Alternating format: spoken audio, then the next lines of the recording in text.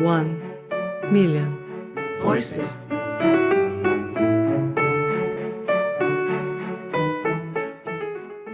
There are two main tips to start with. Firstly, join a choir. There's no better way to learn how to sing in an ensemble than by actually doing it. If you're wanting to improve your own voice, you need to get lessons and you need to practice. That's the best thing you can do. The more you practice, the more you actually experience singing with a choir, the more likely you are to get better and better at it.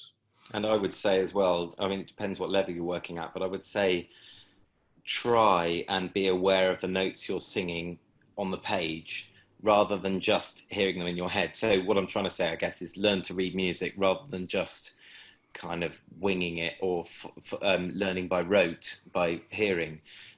It's a hugely important skill to being a good choral singer, to be able to read music. Yeah. So that's another important thing. Yes, I think the other main thing is learning to listen.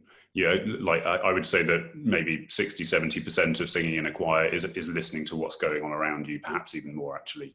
And listening to what's going on around you, taking it in, reacting to what's going on around you. That's a major point.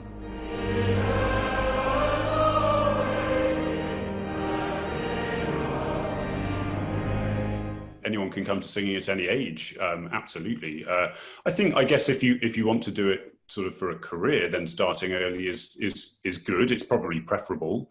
I'd be interested to know what Dan would say. Actually, maybe he would say he wished he'd started earlier. Maybe he wouldn't. I'm not sure. I think Dan might say he wished he'd never started at all. maybe knowing Dan. Yeah, no, I would say start young. Yeah, start young. I think that's definitely going to be preferable.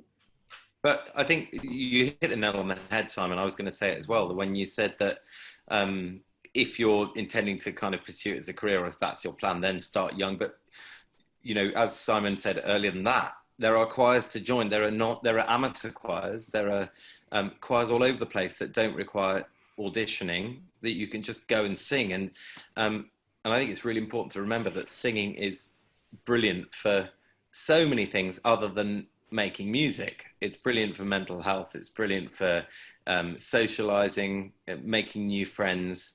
Kind of what's the word? Endorphins. It releases endorphins, just like exercise does. And so it's never. You don't have to start young. It's good to if you're going to be a professional singer, but it doesn't mean, as you said earlier on, Simon, it doesn't mean you can't approach it later. It's always approachable.